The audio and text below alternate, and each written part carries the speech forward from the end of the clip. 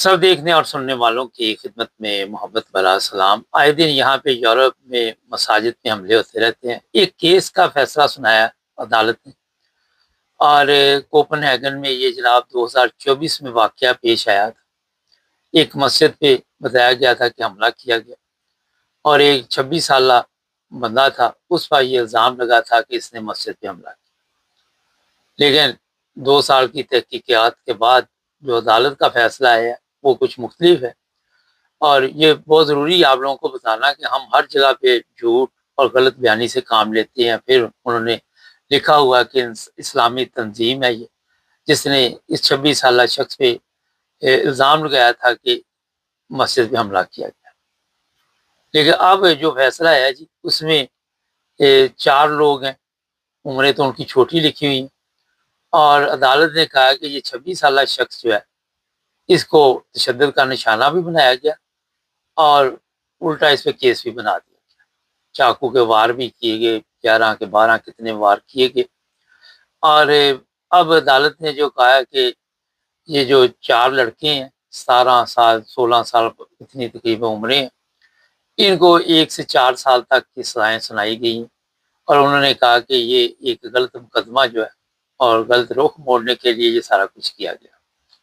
اب یہاں پہ میں نے اس لیے آپ کو بتایا کہ اکثر مساجد پہ اس طرح کی خبریں آتی جاتی ہیں، یورپ میں کبھی انگلینڈ سے کبھی جرمنی سے، کہ کسی مسجد کے اوپر حملہ ہوا، اور ہم فوری طور پر پولیس کو بغیر دیکھے بغیر سوچے سمجھے، ہمارا یہ مقصد ہوتا ہے۔ میں کئی پروگرام یہاں پہ کرتا ہوں، لوگ کہتے ہیں جناب یہ پرانی بات ہوگی، جب تک ہماری تحقیقات مکمل نہیں ہوتی ہوا میں باتیں نہیں ہم چھوڑتے۔ خیر، یہ فوری طور پر کہ جس کے اوپر کیس بنا دو، اسی نے یہ سارا کچھ کیا، مگر یہاں پہ عدل و انصاف ہے، یہ کوئی پاکستان تو ہے نہیں کہ جھوٹ اور فریب کے ذریعے الٹا جس کو مرضی لٹکا دو، جس کو مرضی پکڑ لو۔ اور یہاں پہ باقاعدہ طور پر جو پولیس ہوتی ہے وہ صحیح تحقیقات کرتی ہے، صحیح جو مجرم ہوتے ہیں ان کو پکڑنے کی کوشش کرتی ہے۔ اور یہ بھی میں بتا دیتا آپ کو کہ یہاں پہ اس چیز کا خیال رکھا جاتا ہے کہ بے گناہ بندہ جو ہے وہ جیل میں نہ جائے۔ وہ کوئی کم ہی واقعہ ہوتا ہوگا، ہماری طرح نہیں کہ بندہ مر گیا بعد میں جیل میں مر گیا، بعد میں پتا چلا کہ یہ بے گناہ تھا، قتل جس نے کیا وہ پکڑا گیا، 30 سال بعد فیصلہ آ رہا ہے، 20 سال بعد۔ تو یہ اسلامی جمہوریہ پاکستان میں اس طرح کے معاملات ہوتے ہیں۔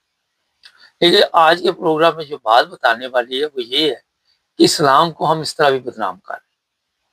ہم اپنے مذہب کو بجائے، اگر کوئی ایسی بات ہوئی بھی ہے، اگر جس کا قصور ہے اس کو پیش کریں، آپ اس کا نام دے کہ اس نے یہ سارا کچھ کیا، اپنے گناہ چھپانے کے لیے اپنا سسٹم جو ہے کوشش کرتے کہ ہمارے بچے بچ جائیں، اور بے گناہ لوگ جو ہے ان پہ کیس بنایا جائے۔ اتنا بڑا یہ ظلم ہے یہاں میں کہ آپ اس کا تصور بھی نہیں کر سکتے۔ اور اس چیز کا بھی شاید عدالت اب نوٹس لے کہ یہ غلط کیس، غلط بیانی، ظاہر ہے جن لوگوں نے گواہی شواہی دی ہوگی ان کے اوپر بھی کوئی نہ کوئی پوچھ گچھ ہوگی، کوئی نہ کوئی ان کو بھی سزا ہوتی ہے۔ یہاں پہ کوئی اندھیر نگری چوپڑ راج نہیں ہے کہ جس کو مرضی پکڑ لیں اور جیل میں ڈال دیں اور جو مرضی کرتے۔ تو یہ حالات جو بنے ہوئے، جو ہم کہتے ہیں جی اتنے ہم مساجد پہ حملے ہو رہے ہیں اور ہر چیز آپ دوسرے لوگوں پہ ڈالنے کی کوشش کرتے ہیں، وہاں پہ اپنی کمزوریاں بھی ہیں۔ اپنے لوگ بھی کئی دفعہ کوئی نہ کوئی ایسا غلط راستہ اختیار کرتے ہیں جس کی وجہ سے پھر ان کو بچانے کے لیے ہم غلط کیس بنا دیتے ہیں۔ اب 2 سال تک یہ تحقیقات ہوئی، اس کے بعد فیس بک پہ یہ خبر بھی لگائی گئی، اسلامی جماعت جو بھی ہے وہ انہوں نے ابھی تک وہ خبر بھی نہیں ہٹائی، حالانکہ ان کو ہٹانی چاہیے تھی کہ عدالت کا یہ فیصلہ آ گیا، کیوں نہیں ہٹائی؟ اب یہ ان سے پوچھ۔ ایک طرف تو ہم سارا دن سچائی پہ بھاشن دیتے ہیں، سارا دن یہ کہتے ہیں کہ سچ بولو، یہ کرو، لیکن جب کہیں پہ گواہی دینے کی بات آ جاتی ہے تو ہم سب اسی میں شامل ہیں۔ ہمارے معاشرے نے یہ سب کچھ سیکھا ہوا ہے کہ غلط بیانی سے آپ نے کام لیا، اور اس کی وجہ سے ہمیں کئی دفعہ نقصان بھی ہوتا ہے، مگر اس کے باوجود ہم سبق حاصل نہیں کرتے۔ یہ بہت بڑا ایک ایشو ہے یہاں یورپ میں، خاص کر جو بھی ترقی یافتہ مالک ہے، یہاں کی پولیس جو ہے اس سے آپ کوئی امید نہ رکھیں کہ وہ آپ کی مدد کریں گے کسی قسم کی، کیونکہ ہم وہاں پاکستان کی ہمیں عادت پڑی ہوتی ہے، اور یہاں آ کے پھر ہم سمجھتے ہیں کہ جناب جو بھی ہوگا چلتا جائے گا. یہاں آپ اگر جھوٹی گواہی دیتے ہیں تو اس کی سزا ہے. آپ میں جانتا ہوں ایسے ایک دو لوگوں کو عدالت میں انہوں نے ایسے ہاتھ کھڑا کر کے وہ کہتا ہے گواہی دی جھوٹی جرمنی میں, اور بعد میں ان کو انہوں نے کہا کہ آپ اگر دوبارہ اس طرح کی حرکت کی تو 1 سال سزا ہوگی, یہ والی بھی, اگلی تو بعد میں ہوگی. اس طرح کی نہیں, کوئی بھی جرم کیا تو وہ سزا کے ساتھ ساتھ یہ بھی 1 سال کی گنی جائے. اور بڑا کام ہوا, نیشنلٹی روک دی گئی کہ آپ کو نیشنلٹی نہیں ملے 10 سال تک یا 5 سال تک یا جتنی تھے. تو یہ ممالک جو ہیں یہاں پہ جھوٹے کیس بنا کے اب یہ 3 یا 4 لڑکے جو ہیں جن کو بچانے کی کوشش کی گئی اور جنہوں نے چاقو دوسرے کو مارے, الزام اس پہ لگا دیا کہ اس چاقو بھی اس پہ لگے اور مسجد کو یہ نقصان بھی پہنچا رہا تھا. تو ہمارے تو یہ عام چیزیں, ہم تو سیکھتے یہ چیزیں کہ کس طرح غلط بیانی سے ہم نے کام لینا. میں کل یہاں لندن میں ایک جگہ پہ گیا تو مسجد میں جانے کا اتفاق ہوا, تو میں نے دیکھا وہاں کوئی سیکورٹی نہیں تھی, کوئی بندہ پوچھنے والا نہیں تھا. اب میں نام نہیں لوں گا علاقے کا, لیکن میں آپ کو جنرل بات بتا رہا ہوں. وہاں پہ جو مرضی اندر داخل ہو جائے, کوئی پوچھنے والا نہیں تھا. کسی نے میرے سے سوال نہیں کیا کہ آپ کہاں سے آئے ہیں, کون ہیں, کدھر سے آئے ہیں. لوگ آ جا رہے تھے. اور بعد میں ہمارا ہوتا ہے کہ جب ہم اپنی مسجد کی خود حفاظت نہیں کرتے تو الزامات دوسروں پہ لگا دیتے.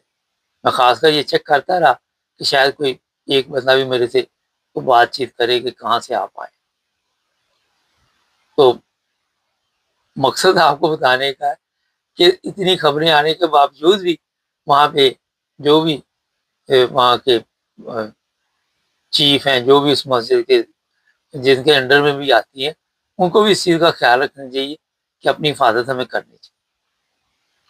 لیکن اس طرح کئی پروگراموں میں ہم نے آپ کو توجہ دلائی, لیکن کوئی اس طرح توجہ نہیں دیتا.